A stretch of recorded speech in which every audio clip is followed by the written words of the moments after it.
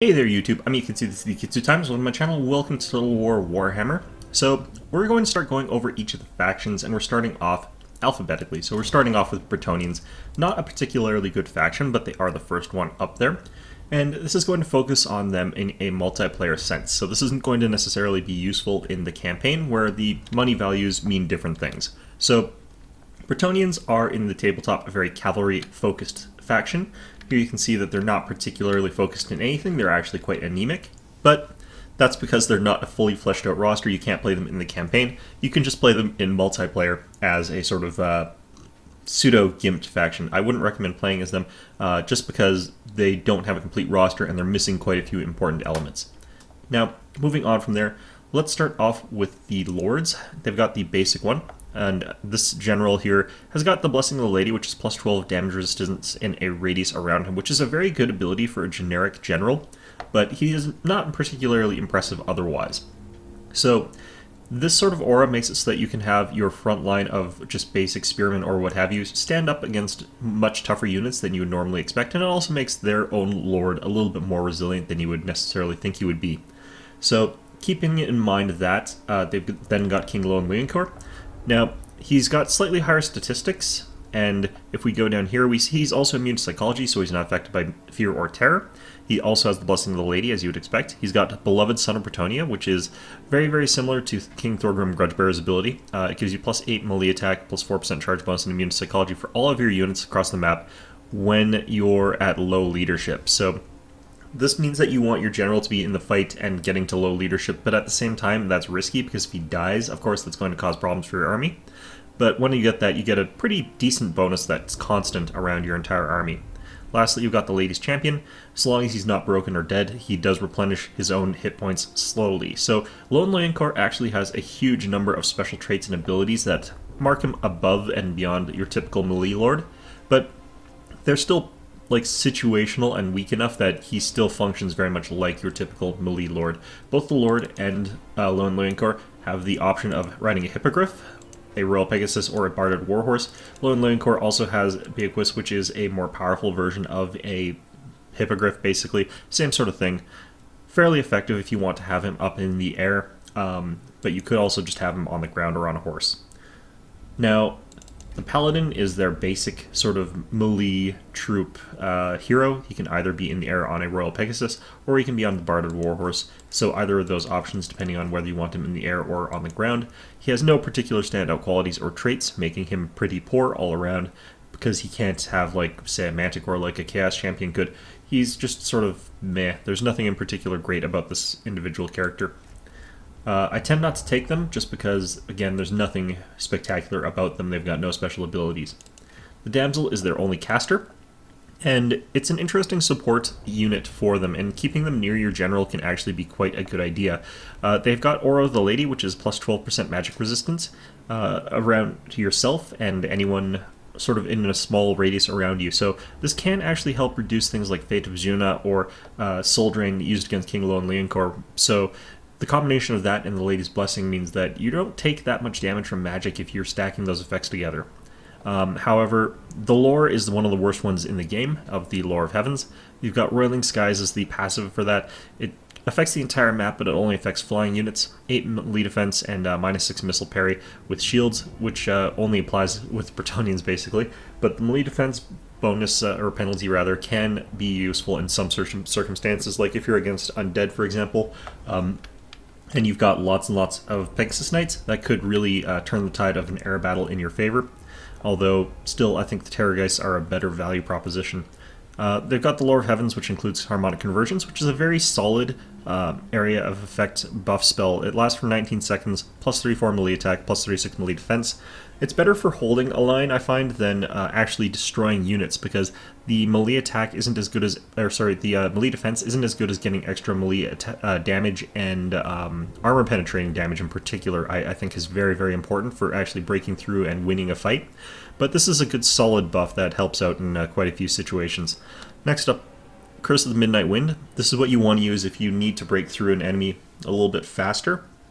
I find that the minus 34 melee attack doesn't really help that much, but the minus 15 armor can really crack through a unit a little bit faster, especially since the Brettonians lack good armor penetrating units.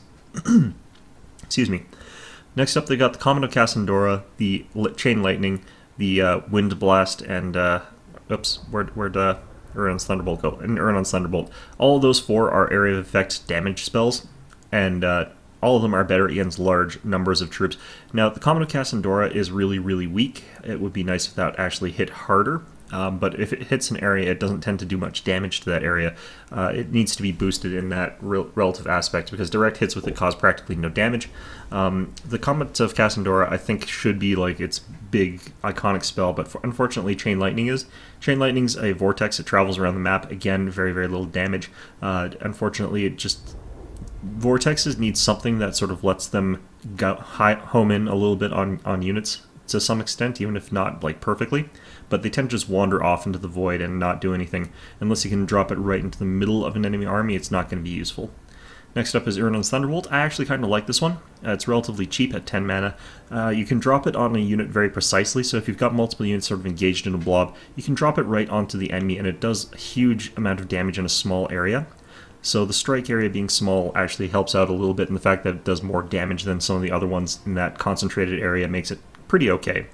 The Wind Blast is kind of good if you've got really, really good timing and stuff like that, because you just sort of throw out a Wind Blast at the last second before an enemy hits on a charge, and that really disrupts their formations. But it's not a great spell. It doesn't deal very much damage, and typically Disruption isn't super important for the Brettonians, because you're kind of hoping that they're going to charge into the front of your spears. And last we've got Arcane Conduit. Well, there's one exception. If you somehow get your damsels safely up to the front lines, disrupt an enemy using it, and charge in with cavalry at the same time, basically, without killing your own cavalry or hitting their own cavalry, that can actually be a good combo, but it's hard to pull off and not particularly worth it. So they can ride war horses or bartered war horses. They can't fly, so damsels are stuck grounded. Anyway, moving on from the heroes, we've got the Spearmen at Arms. Now, these guys are actually a very good unit for their cost. They cost 300, the same as the Empire's Spearmen, but they've got the shield. They've got 10 more armor. They've got a little bit higher stats in a few places, like melee defense, weapon strength, and I think they had higher melee attack as well, but they've got much, much lower leadership as a result of this. So they're paying a lot for their bonuses to combat by reducing their leadership by a huge amount, by 12 points in fact. And this means that the Brettonian line breaks very, very quickly, and you need to support it quite heavily as a result of this. Now, if they're fighting weak units as well, they can hold their own pretty okay, because their leadership won't come into it if they're fighting weaker units, like, say, Marauders or what have you. Their leadership is unlikely to come into question, because, simply put, they're not going to be losing the value, or losing the combat by all that much. They've got very, very poor armor-piercing damage, though, so if they're fighting any sort of elite units, they are going to get overwhelmed very, very easily.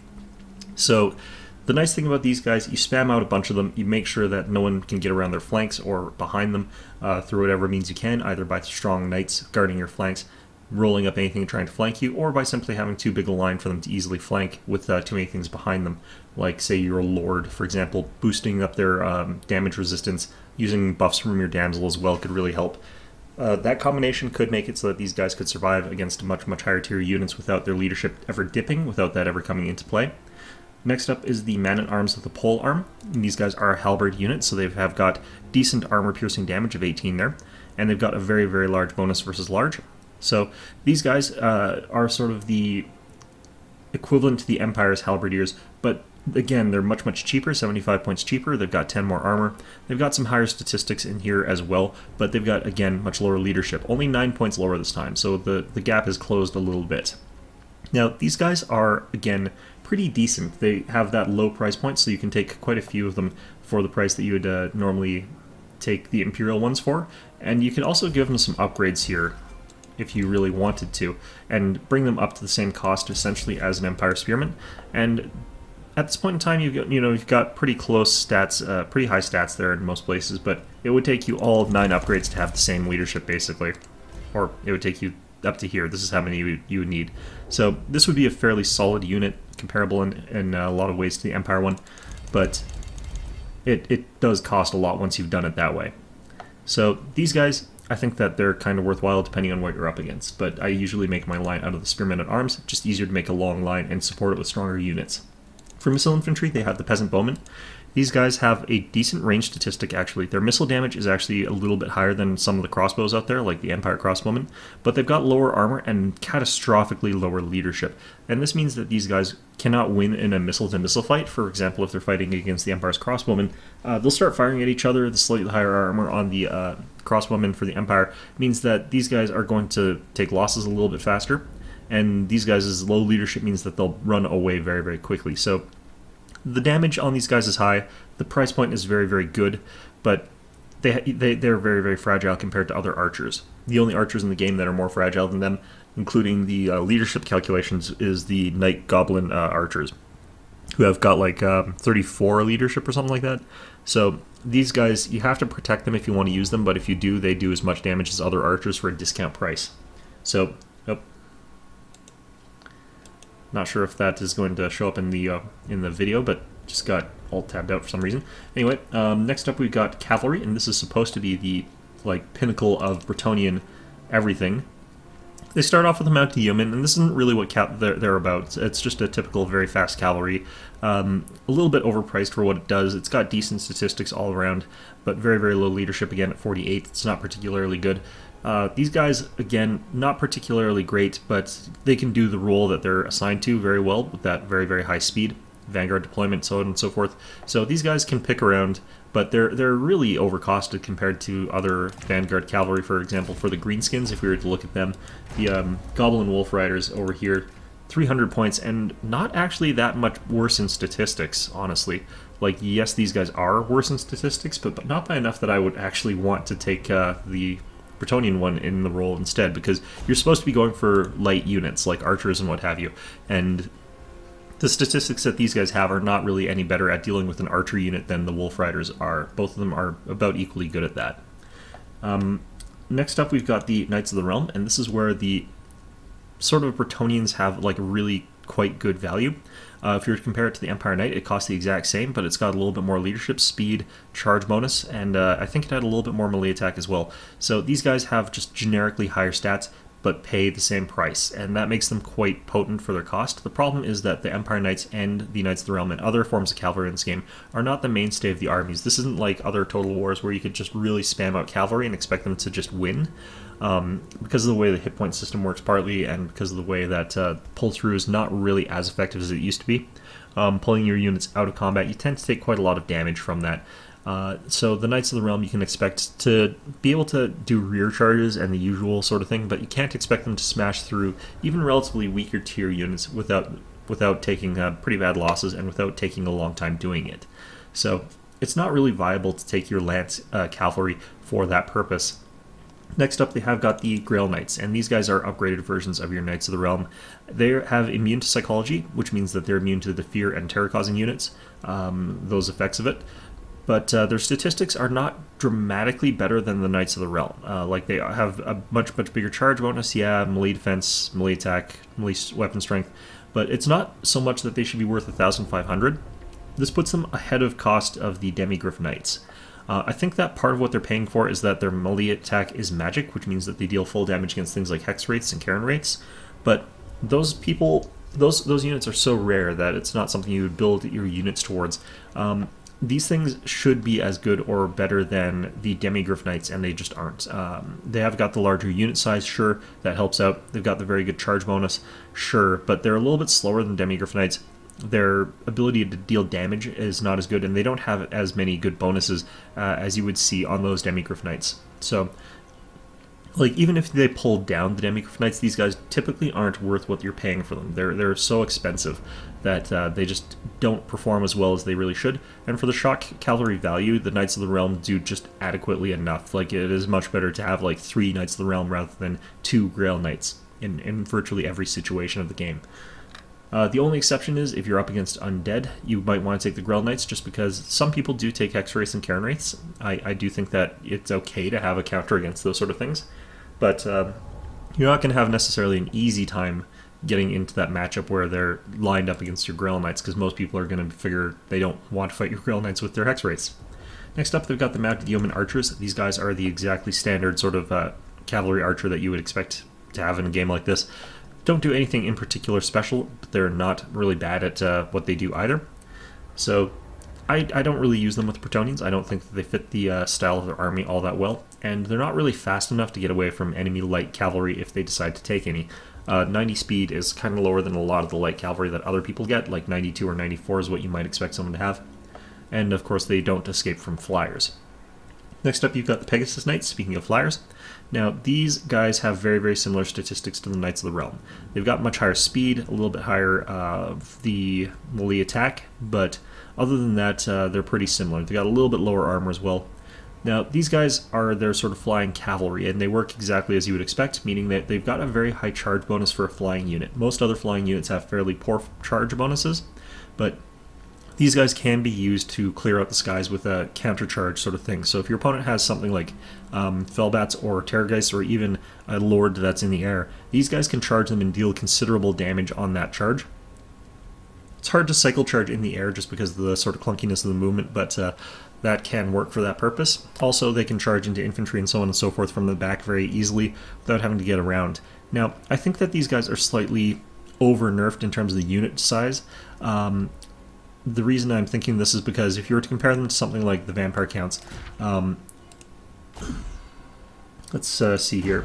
So you've got, for example, the Crypt Fiends on the ground and the Vargeist in the air, and they've got fairly similar attack and damage statistics. But the Vargeist come with a unit of 9 equal to the Crypt Horrors, and like the Crypt Horrors only cost 200 points less. So that sort of tells me what the flight by itself is kind of worth. Now, sure, the Crypt Horrors have got some better statistics and special rules, but the Vargeist also have some better statistics as well mixed in there, so it's really hard to say for sure what values are good for what. Like, it is a bit tricky to determine how much that means. But I do find that these things perform fairly similarly in similar situations, one exception, of course, being that the Vargeist aren't as good at dealing with heavy armor, because the Crypt Horrors have the armor-piercing weapon. So, yeah, I mean, I think that these guys could have had like a 45-man unit. They would have died a lot faster individually, but they would have had a much more devastating charge if they had more numbers in the unit. So I think that that's something that they could have done, or they could simply reduce the points down, or they could have given them slightly boosted stats over the Knights of the Realm, or something. But as it currently is, they're very, very useful, but they're not quite as good as I think they need to be to push Brettonia into viability, and maybe you don't want the Pegasus Knights to be the thing that does that. Next up, they've got the Field Trebuchet. Pretty bog standard siege engine, does less damage than a cannon, but works fairly similarly. The fact that it has slightly arced fire is pretty good, but it does mean that they're very bad at defeating enemy lords, mostly because not only do they deal less damage per shot, but also they're less likely to hit. So it's not a great field weapon, but it's not terrible either. It does its job relatively okay. The gigantic unit model for these, however, is very, very vulnerable to counter artillery fire, by contrast to something like, say, the cannons, which are very, very hard to hit with artillery. So if you take these, expect the enemy to just wipe them out very, very quickly with cannon fire if they've got it. So yeah, that's the entire Brettonian roster. It's a very, very small one, but it can be fairly effective. I think that relying heavily on spearmen at arms and peasant bowmen, and maybe the men-at-arms with the polearms, in conjunction with Line Leon Corps and the Damsel sort of as support, can work as a good solid block. And then backing it up with whatever support you happen to think is most viable is going to be a good way to play these guys. So let's go ahead and head into battle and see how things go. There's no particular way of thinking of counters for Brettonia because they play fairly conventionally. You can push straight through their frontline infantry even though they have good value. They don't have good statistics. So if you use elite infantry of any sort, they will chop their way straight through really, really quickly. So to counter Brettonia, you just need to have a good quality front line, and you'll usually be able to push through. Guard your flanks against cavalry charges and Pegasus Knights, and you'll probably beat Brettonia.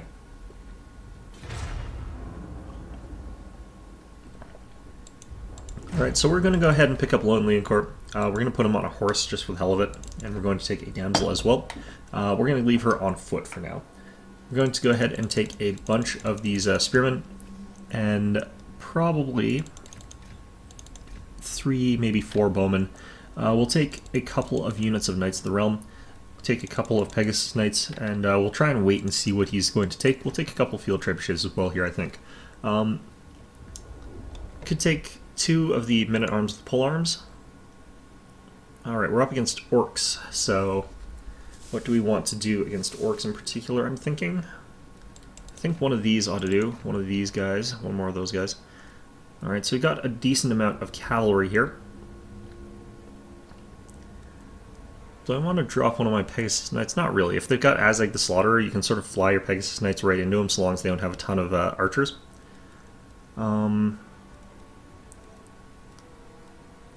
Yeah, I think I'll just pay for upgrades. So this provides a good solid front line for your Brettonian units.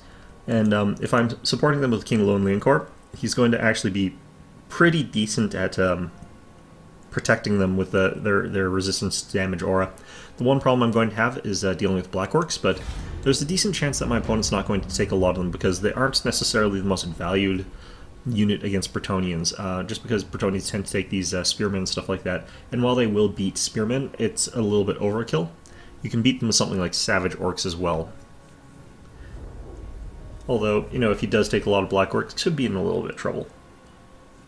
It's one of those situations where if he does, I have to absolutely get him in rear charges with my Knights of the Realm, and if I don't, I'm going to be in serious trouble. But the rear charge from Knights of the Realm, because the knockdown damage from cavalry seems to be armor piercing, as far as anyone can tell, could be effective as far as that goes, and of course as well being able to use the field trebuchets to try and weaken the numbers so that they arrive with much fewer Black Orcs could also be very effective here. Alright. Now one of the nice things about Lone Leoncoeur is that if I have him sort of near the center, near the damsel... Oh, my opponent dropped.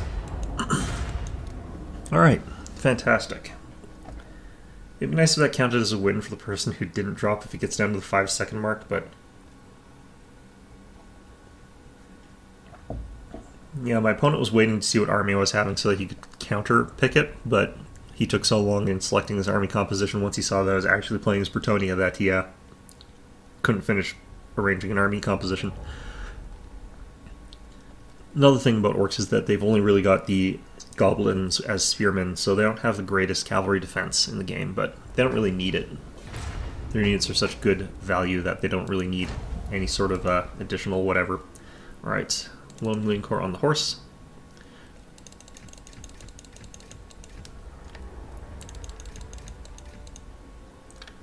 Alright. Up against Chaos. Alright, so the thing about Chaos is that they've got so many armored units that I do feel like I need the men-at-arms with the polearms here, which is very expensive, so it's going to restrict my line a little bit here. I don't need too many archers for this. I don't really need Pegasus Knights as badly, although they work well for like sniping an air unit because he can't counter. I'm not going to take field trebuchets in this particular battle either. Okay, so that gives me a very long line of halberds, but I'm not sure if I want that many of them. It's hard to say. Now the thing about Chaos is that they have nothing really in the air other than their characters. So if I've got, for example, a Chaos General in the air, I can just charge it with my Pegasus Knights and instantly kill it, and if they don't have anything in the air, I can kind of get behind them with the Pegasus Knights very easily, very freely, and just charge them right in the back. So that could work out quite well for me. Now, probably going to have to layer the men-at-arms a little bit since they do still lose to Chaos units, but with the...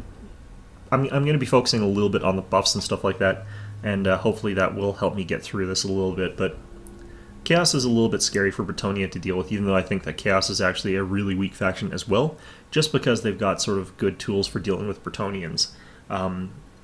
If we were to talk about the roster as a whole, you'll note the only thing that has armor-penetrating damage is the halberd. And the halberd is not actually the best damage-dealing unit. It's a very strong defensive unit, sure, but it's not necessarily the best offensive unit for killing units, and you need something that can get through that. Alright, so we've got Dragon Sheoth here, which is a very tough unit. But fortunately for me, it's kind of wasted against the Brettonians, since that armor piercing doesn't help all that much. The Causes Terror is going to be a real pain, but hopefully if he runs towards the front line of my army, that's not going to matter too much. But it does also mean that he's going to have a much smaller army. It's a 2,200 point model. It does mean that my army as a whole should be able to tear him down pretty effectively. Forsaken here. This is the perfect counter against my units since they're armored but they're not armor piercing, and they've got very, very high damage. So the good thing is that my halberds are actually pretty okay at dealing damage to them as well. And I think they've got slightly better attack animations against something like Forsaken as well, so it does help a little bit. This would have been catastrophic if I was trying to fight them with spearmen, so this is going to be one of those cases where I definitely keep my lord and general sort of clustered near my infantry, and my damsel as well, using those buffs, because if I get the plus, the bonus to attack and defense is going to be quite good here, as well as the reduction to their armor is not going to be as important because I've taken mostly armor piercing. Yeah, so these guys are going to be quite a good choice for this. I like how it says defend the Lord's land with a sword and shield, even though neither of the options have a sword or shield. They've got like pikes or they've got spears, but I wonder if there's alternate animations in this one like there is in other Total War games if the enemy gets too close.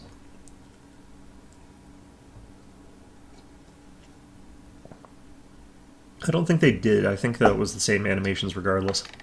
Okay. Okay, I'm going to take a good solid line of these guys up front, but I'm not going to have all of them up front. I'm going to have archers right behind, Lewin Leoncourt right behind, along with the damsel, who is not yet in distress, but might be later. Now, he does have access to Lore of Death, which is a much stronger lore of magic than anything I can muster, but hopefully he hasn't taken it on something that can actually get to my lines safely or unscathed. I'm going to have my cavalry out a little bit further out in the flanks, and that should be okay. So, alright. Now, in case you haven't noticed, these guys all have French accents. Brettonians are based around chivalric France, basically, which means they've got lots and lots of downtrodden peasants, as well as lots of very noble knights who sit around and eat beef, whereas all those English plebs are eating cows. Which is, you know, the etymology of the words beef as opposed to cow, you know. Alright. So let's figure out what our opponent has got. It looks like he's got quite a decent line of Forsaken here. He's got Chaos Warriors around the back there. Chaos Warriors there. They have got the Wizard General on the air there. I'm going to go ahead and charge him with my Pegasus Knights, and the reason that I'm doing this right away is because he has nothing that can counter an air unit. He has got some Chosen in the back there, and he's got, of course, his Dragon Ogre Shegoth. I'm going to take these two units, and I'm going to ungroup them.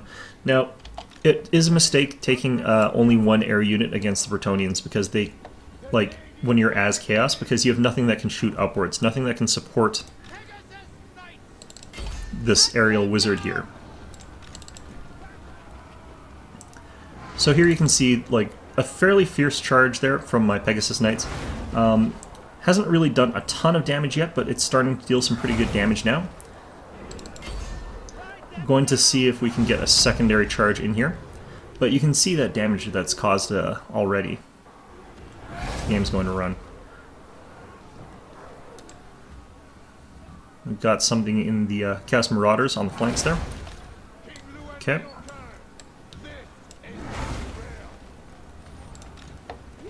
Let's go ahead and Arcane Conduit just to get that going there. And we'll go ahead and drop a Uranon's Thunderbolt or a Chain Lightning maybe. Oh no, they're moving up.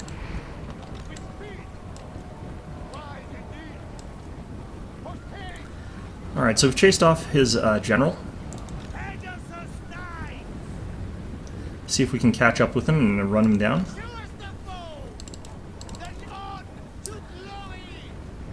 Alright, so my opponent is starting to come in here. Going to need to move these guys up here.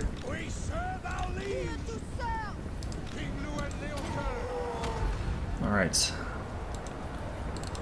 We'll Foe Seeker with him. Let's try and kill that Shegoth. Alright, I think I've killed his general, which is good enough for me. Let's charge in the rear of those guys. Alright, and let's get these guys around the flanks here. Let's boost our front lines here.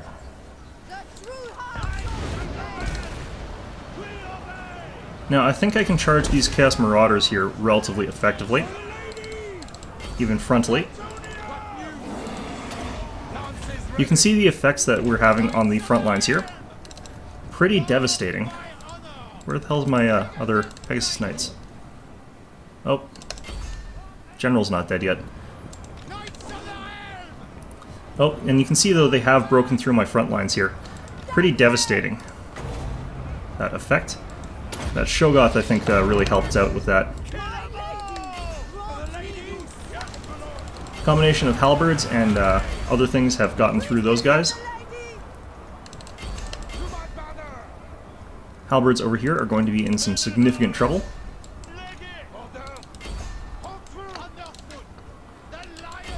Alright. Get ready to charge these guys. The Chaos Warriors are like a big outclass of my units here, so. Urnon's Thunderbolt again over here. I like it because, again, concentrated damage. Oh, he's moving out of it a little bit. But that did disrupt him for that cavalry charge, which was quite nice for me. Alright, and now we're doing a pretty decent job of, oh, I think their general's dead, or gone, otherwise. Alright. God damn it. Just ignore that. Alright.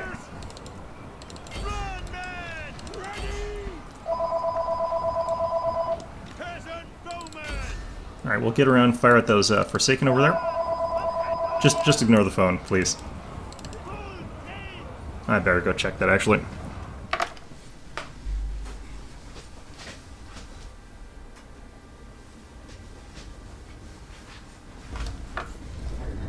Yeah, no, I have no idea who that was. Anyway, we're going to go ahead and end battle here. And take a look at this. And you can see that, like, we did a pretty decent job of things. Our Pegasus Knights didn't necessarily get that many kills, but they assassinated a general, which is really, really quite strong. We were able to hold our front line against the Forsaken, which are a much, much stronger unit than what our own units normally could do. Now, some of them did get a lot of kills, and this would be dependent upon whether or not they're fighting the ones in the buff auras, or if they're fighting the ones that were not, and that makes a huge difference. You can see the ones that were fighting against my halberdiers that had the buffs barely got any kills at all. Same with the Chaos Warriors and the Chosen, just not very cost-effective against the Men-at-Arms with the Polearms, who got pretty decent numbers of kills all around, but I had so many more of them that it was effective. Knights of the Realm, able to get around behind them, do really good damage in that way. So, Brettonia, they're a decent army in some respects. They've got all the tools you need to win in some fights, but they are missing some of the tools that you really need to make them an excellent faction, like the Empire or Vampire Counts or something like that. Now, what they primarily need, I think, is just an assassination spell, or preferably I would like it if the game removed assassination spells from the meta to a certain extent by making them either more costly or more difficult to use or less effective or easier to protect against. As it currently is, Lore of Death, for example, or any other lore similar to that, like Lore of Light can be used very effectively against single targets. Those sorts of things need to be reduced significantly before I'm willing to say that the game's in a great state, but if they decide that that's just part of the game and how they want it to be played, Brettonia needs one of those, because lacking that is really, really devastating. Next up, what they're missing is armor piercing and anti-large. Now, that might sound odd considering that you take so many anti-large units and they've got the anti-armor men-at-arms with polearms, but the reality is these guys aren't particularly great at those roles because their damage is very, very low. So if you're up against something like a steam tank, Brettonians just can't really easily cope with it without Loin Leoncoeur on the Hippogriff or something like that. What I would like to see is something like Questing Knights put in between the Knights of the Realm and Grail Knights. Questing Knights were part of the tabletop, and they were the intermediary knights between them. And Questing Knights were guys who were sent off to go slay gigantic monsters, so having them as an anti-large cavalry unit, similar to Demigryph Knights but less costly, would be something I think very, very appropriate to the Brettonians. You could even give them very, very similar stats to the Knights of the Realm, but give them like a Slayer-esque bonus against large, making them extremely good at slaying monsters and making the Brettonians an army that are risky to take large creatures against. So that Shoggoth, for example, would have been a very, very risky thing if I had Questing Knights. The other thing I'd like to see is if they had the Grail Knights with great weapons. It's another thing that was from the tabletop, and these guys would have an armor-piercing weapon as opposed to what they've currently got, which is just a generic weapon here. Of course, they would sacrifice a lot of their charge bonus for that, but that variant would be very good at dealing damage against armored targets, particularly something like great swords or black orcs. So I think that that would fill out their roster and make them very, very focused on their cavalry rather than their infantry. Because right now, the way you counter large targets and the way you counter armored targets is by taking your infantry sections. And Brettonia should be about the cavalry, and I think that the addition of the Grail Knights with a great weapon and the Questing Knights would fill out that roster and allow you to counter both monsters and armored units very, very effectively without having to rely on these infantry choices. So I think that that's the state of Brettonia as it is right now. Anyway, I hope you found this video enjoyable. Sorry about that phone call at the end. I am not a professional YouTuber, so I don't have a studio where I've got myself isolated from the rest of the world, but I hope you found this video enjoyable, and of course, as always, I hope to see you all next time.